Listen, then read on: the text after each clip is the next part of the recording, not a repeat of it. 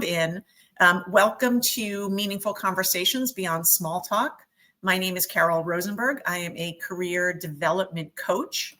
I am on a mission to help people find work that they love, get better at it, grow their skills so that they can have more impact and more fun. That is my purpose. That is my mission in life. That's what I love to do. I have spent decades in sales and sales leadership across very large broadcast companies. Most recently, I was at Google for nearly 18 years. I have led sales teams. I've led very large relationships with our very large advertisers and marketers and advertising agencies. And I've actually launched some platforms across different companies where I've worked. So I've got a lot of experience with networking that I would love to share with you. And frankly, just open up a dialogue where we can all sort of talk about what's working, what's challenging, and then I can help you aim to improve that as we go forward. Okay. So before we get started, or as we get started, I would love for you to tell me just one word that comes to mind when I say networking. And you can just type that in your chat. Connection. Just one word, anything that comes to mind. Don't overthink. Communication. People, coffee chat, relationships. Great. So it seems like you all have a fairly positive kind of approach on networking, but I do recognize that for some people, or maybe for some of you at some times in certain situations, networking can kind of feel, opportunities as well. It can kind of feel sometimes like it's a little uncomfortable, right? That you're maybe feeling a little out of your element. Maybe you struggle a little bit in some opportunities to talk to people. And so, I want to just acknowledge that networking can feel really exciting and really hard all at the same time, right? And you may feel sort of variants of that as you embark in different situations. The purpose of our next 25 minutes together is that we are going to try to transform conversations from really surface level small talk to more meaningful exchanges. You're all going to leave here with 3 powerful questions that you can use to open up really meaningful conversation. And hopefully you'll gain some confidence in creating genuine connections with people that you come across and people that you meet. So if that sounds good to you and you're ready to go, you can give me a thumbs up or an emoji of your choosing, whatever feels good for you. All right. Looks like everybody's ready to go. I had said before, but some folks have joined since I last mentioned it. If you are comfortable and willing, please turn your camera on. We're going to be a bit interactive, and so it's great to be able to see you and for you all to see one another. If you can't and you don't want to, that's totally fine. I understand. Okay, let's jump in. So over the next, let's say, month, how many social and or professional gatherings do you think that you are going to attend? Whatever it is, right? Holiday parties, dinners with friends, dinners with relatives, New Year's parties, New Year's brunches, right? We've all got probably lots of different things that we're going to do and lots of opportunities to come in contact with people who are apart from our usual closest kind of connections, right? The challenge is that most of them, if you're like most people, will feel like a series of kind of repetitive, somewhat shallow interactions. Now, I'm all for like a cocktail at a bar that's light and shallow. It's all good too, and it serves its time and it serves its purpose. But if you're looking to network and looking to build your connections with people, the problem is that asking and answering the same kind of predictable questions really results in a lot of missed opportunities for real connection. So, right, things like, what do you do?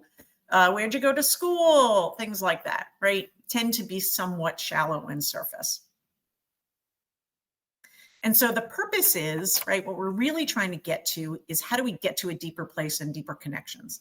Now, I will tell you for myself, I used to really struggle with the idea of networking. I found it rather kind of contrived. It felt a bit self-serving to me. Like I was going into these conversations because I wanted something from somebody and they probably wanted something from me. And it felt a little like just not really honest and true. And it felt kind of icky, frankly. And so when I kind of took some of the pressure off myself to not have like a very specific outcome and not need something from the other person, is when I realized that all I really wanted to do was to talk to interesting people who are doing interesting things. And somehow for me, that really kind of freed me up and let me just go about this as a conversation. And it really, I shifted my focus to curiosity about another person. And it led me to really interesting conversations, introductions to other people. I learned things about people. I found interesting things that I wanted to examine and pursue. And so the idea of just sort of removing the desired outcome from it and just remaining curious is what really shifted things for me. So what you're asking, so what does that sound like? What does curiosity really look like in action? There's a couple of things. First, it's really just asking open-ended questions. And if you're familiar with open-ended questions, they typically start with what or how, as opposed to did something, right? Because did or do tends to evoke a yes or no response, right? So we want to ask questions that don't just lead to yes and no, because that doesn't really get you anywhere, right? Hey, did you go to the party last week? Yeah. Doesn't advance the conversation. You want to create space for somebody else to share and to really be able to like offer information. And it's really important that you are open to going where the conversation goes and maybe freeing yourself from where you thought you might want it to go or having some desired end state. So I'll pause there for a minute and just ask, what can I clarify?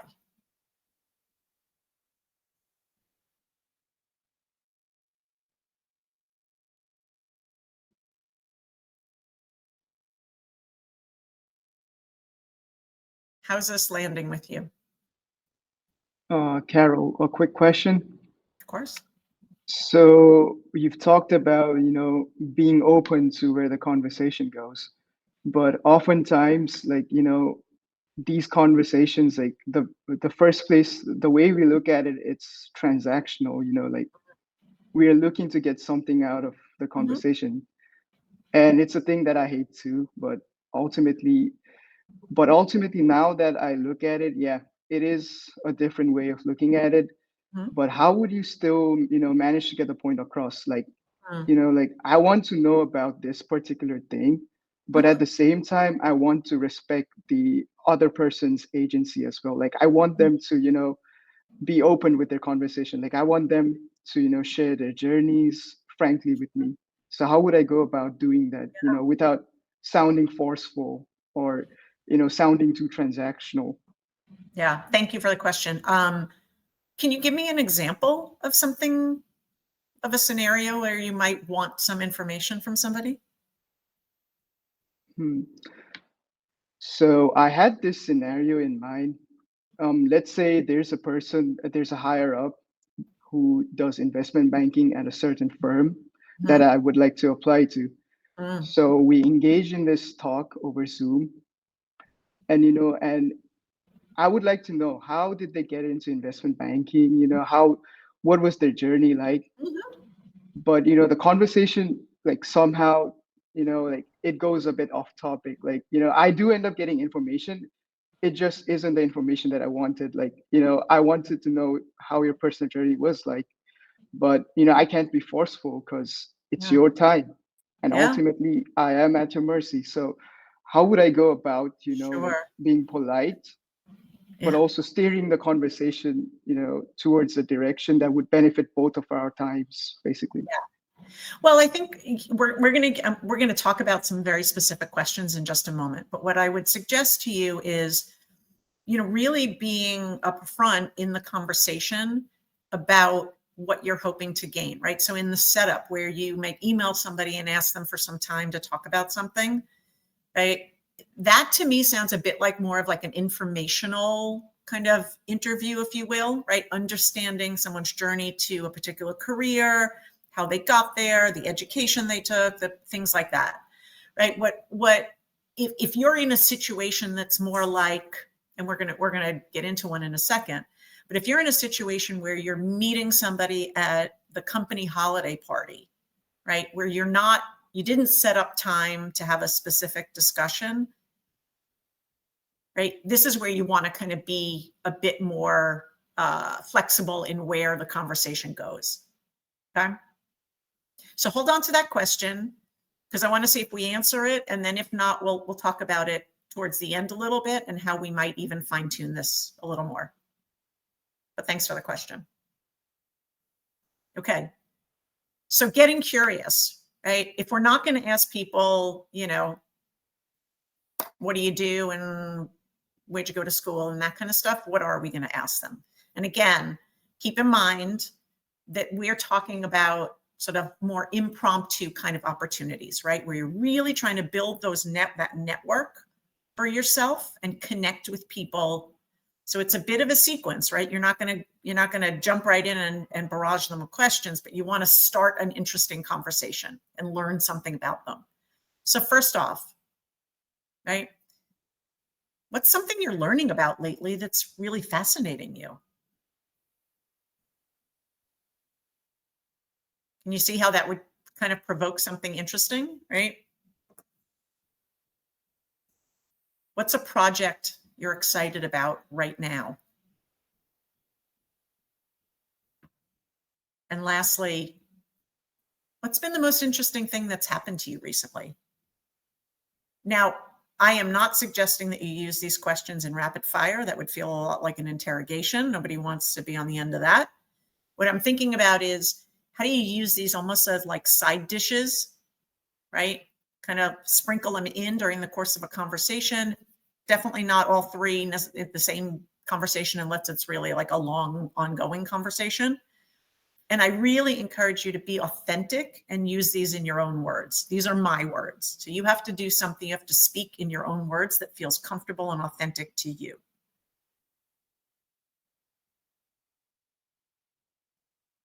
Okay.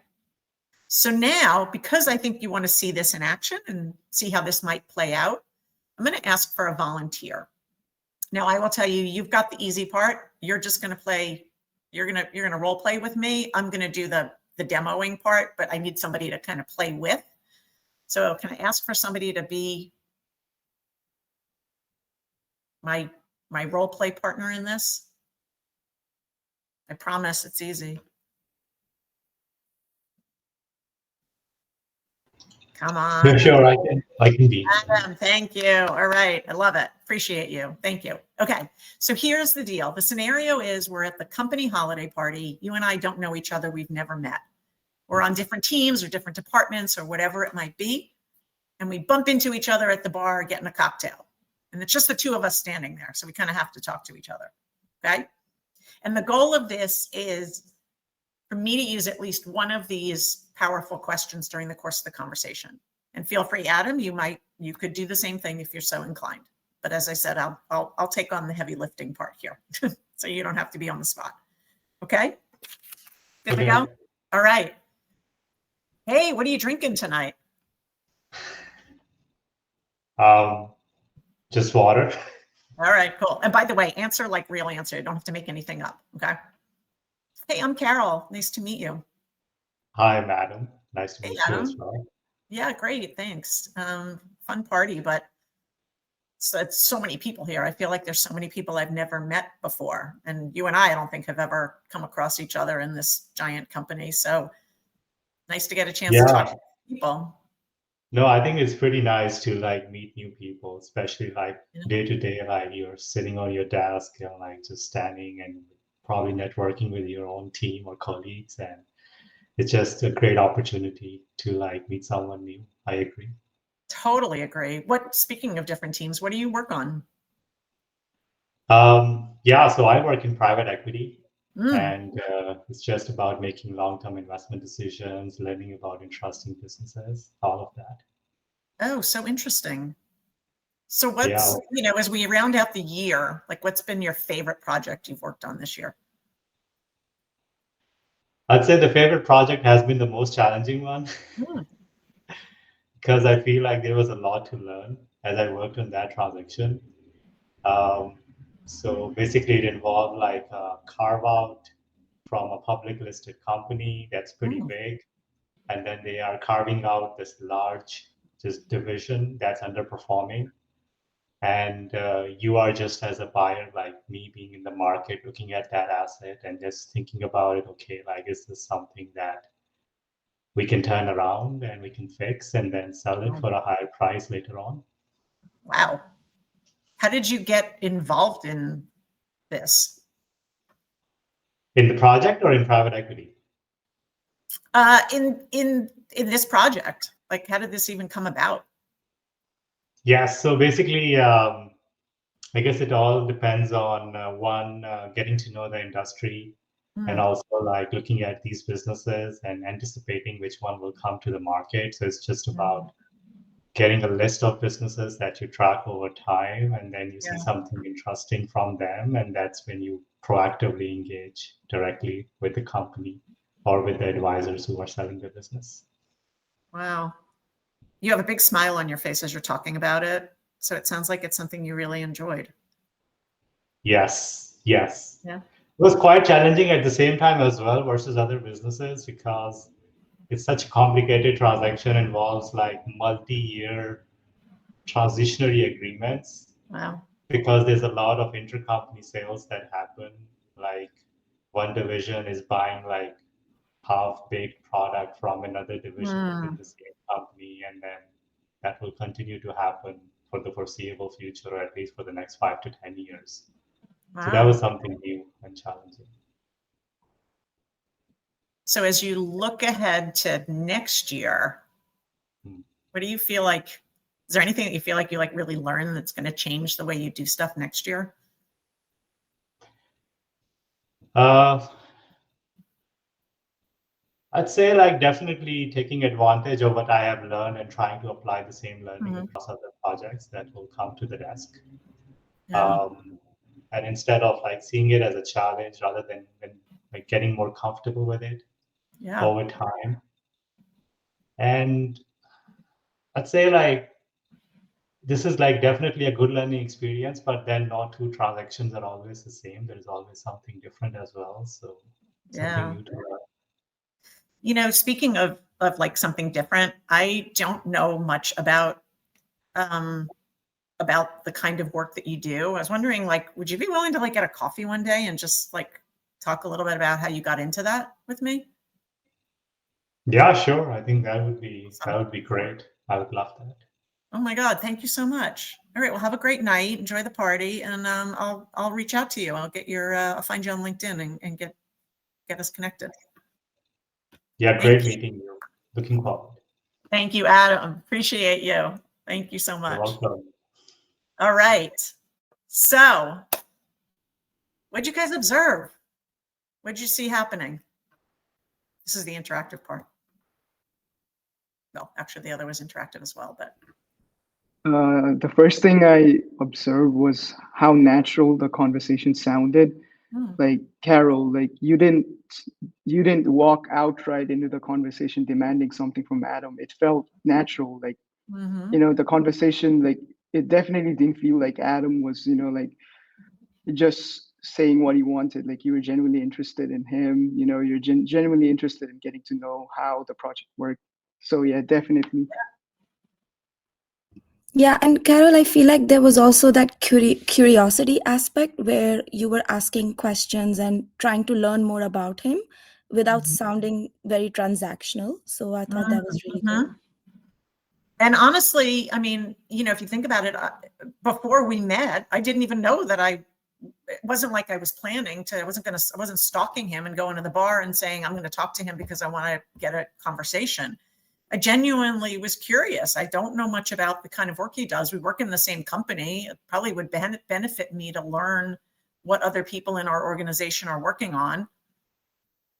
And so, yeah, I mean, and it didn't seem, I would imagine if this were a real scenario, I don't think it seemed like a completely out of the ordinary thing or something that was too pushy. I don't know, maybe we'll ask Adam if it felt like it was pushy, but the idea of just like having a cup of coffee for a half an hour or 20 minutes probably seemed like it was an okay thing to do. Yeah, no, I agree. It didn't sound or felt pushy at all. However, I can say something that based on in my line of work, I have noticed, and this may not be correct. This is probably on my own personal experience. People are very transactional, as already said by one of the gentlemen on the call. Yeah. And I haven't seen like I haven't seen like a lot of people like with very strong social skills or like just being like curiosity, just like talk to someone, getting to know them. I am probably an exception. I don't want to say anything, but most of the people are not that. Like they will not talk to strangers without another motive. Yeah. Well, but keep in mind too, what we're talking about is not always, I mean, I think the skills are applicable in an office setting or not, but you could imagine this wasn't a holiday thing and you went to your family's holiday party and there was a bunch of relatives that you don't know. Right? So maybe it's taking it out of the situation of a very specific, work engagement. Right? Or anywhere. Think about any situation where you find yourself with people that you don't know or don't know well. I mean, I would even argue these are probably pretty good questions to even ask people that you know pretty well, because I'm sure you haven't thought of it that way before. I mean, I don't know about you, but I don't typically ask my brother or family members, hey, what's a project you're working, right? I mean, it's just probably not stuff we tend to talk about that much, or maybe you do. And if you do, fantastic. But just sort of anchoring in the curiosity about what somebody does and not leaving it at, oh, I'm in private equity. Oh, super interesting. And particularly if I don't know something about it, is where you tend to go, oh, great. That sounds nice. And like walk away because you don't know what else to do with it. Esther, I like your comment, right? So you observed that I was proactive and I introduced myself first and I was curious about, yeah, absolutely. Put yourself out there. Carol, I did have a question and I don't know if, you might refer to it later, but if, let's say it is a targeted networking event and that's the pretense, right? That this is a networking event. Like, do you have any tips on how you can differentiate yourself from others? Because sort of everyone is there for the networking, but what could set you apart in that sense? Well, I think the curiosity, right? Because think about what we talked about earlier, which is, when you're at a networking event, everybody's going in with a very specific agenda. They want something from the other person. And the other person, the people who are there, who are in the positions to, insert, everybody knows that. And so there's a little bit, we all have our guard up of like, who's going to want something from me, right? Yeah. Doesn't matter what level you're at, what role you're at, whatever, right? People know in a networking event that everybody's has an agenda. And so I'm going to offer to you that the value of networking is not overnight. It is in the consistent, regular things that you do on an everyday basis that over time will really open up opportunities. Yeah, makes sense. Right? You're going to go to a networking event. I highly doubt that you're going to get a job offer tomorrow. But if you start to seed a relationship and grow a relationship over time that's rooted in interest and curiosity genuinely, that's what I think will help you stand out from other people. Got it. So it's about like keeping in touch with that person and building a Yeah. relationship over time. Yeah. And we're going to talk about it in just 1 second. Any other questions at this point? Okay. So you're thinking, all right, now what? I've had this 5-minute interaction with Adam. What do I do next? Well, I can connect with him via LinkedIn, which is what I said I would do. So if you say you're going to do something, definitely go do it. I can follow up with him with an email, like through the company email, platform or whatever. I can LinkedIn message. I can acknowledge something that I heard him talk about. Right? I can share some information. So you talked about things that were changing in your business. I don't know if it was something I knew something about. Maybe I send you an article that I read, or a book about navigating change. I don't know, whatever it could be, but something that's relevant, that says I heard you, I recognize what you said, I acknowledge it. And here's something I thought you might be interested in hearing, seeing, reading. And lastly, making a connection. It's always nice to offer something before you ask for something. I could say, hey, Adam, oh my God, I just realized I didn't know, but my friend's husband is in the same business. I don't know if you guys have any interest in connecting, but he, is a really tenured guy at Morgan Stanley. I don't know.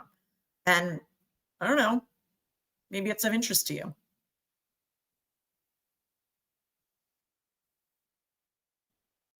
Okay, that's how you build a relationship over the course of time with somebody.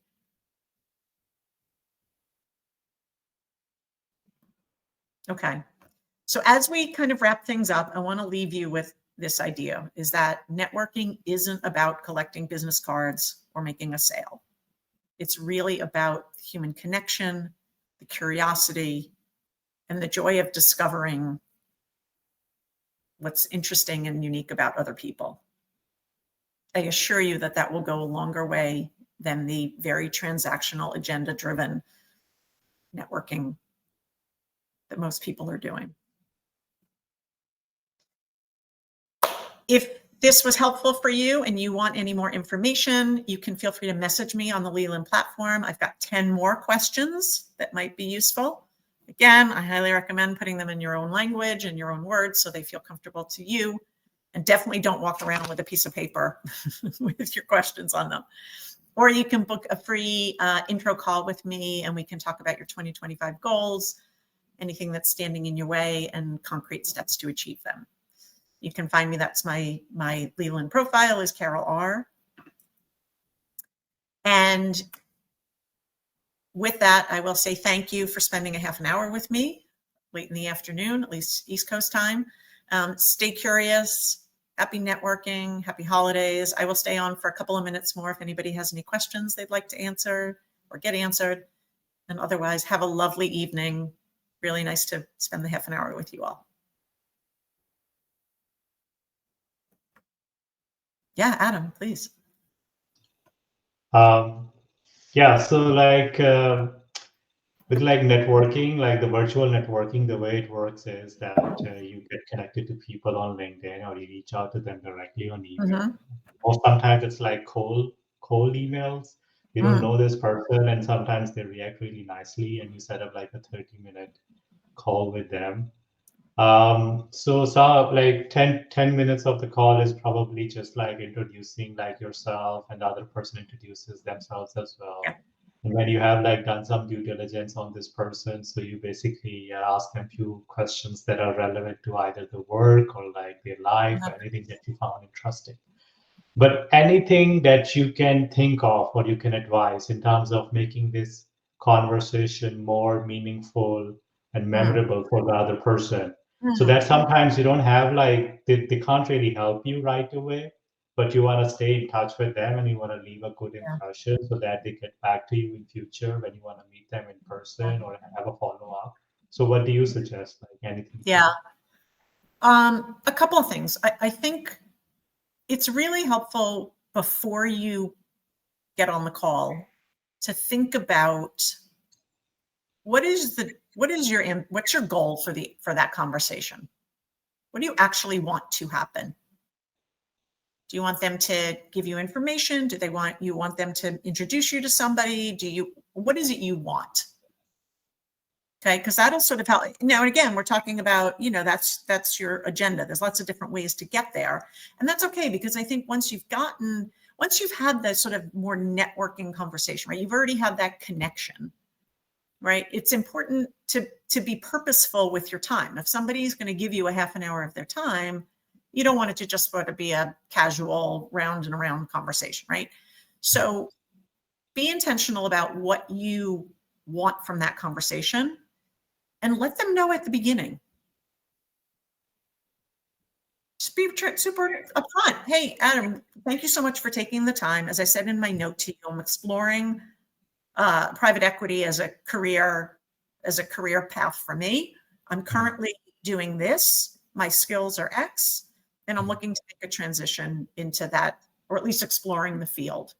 My goal today is really just, I want to understand what the challenges might be for me as somebody coming from a different career in making a transition. Now, whoever knows how to help you, right? So be clear, because people don't, I find most people are really willing and want to help if they know what help you need. And oftentimes people get on, I know I have this a lot. I've mentored, networked with plenty of people, particularly young people coming out of college, because they're new at it, and that's totally reasonable. Who will say, oh, I'm really good with people. I want a job that involves working with people. Okay, well, that's pretty much any job, unless you're, coding and, not working in an office and you're fully remote, right? So it makes it hard for me to help you when you can't articulate it. Now, if somebody said to me, I really like working in large teams and doing things that are creative, I'm kind of interested in advertising, but I'm not sure if I want it to look like account management or creative or project management. Okay. Now I can help you, right? I can help you understand what the differences are between those different roles and where your skills and your interests may lie. So just tell people up front what it is you're going to gain from the conversation. Thank Most you. people are like, I don't know, what does this person need from me? Most people are really willing to help, but you can't put the work on them. You have, what I'm saying? Don't make me have to figure out how to help you. Just tell me what you need. I'll help you. Is that helpful? Does that answer your question? Yeah. It does. Thank you. Oh, good. Thank you. Any other questions?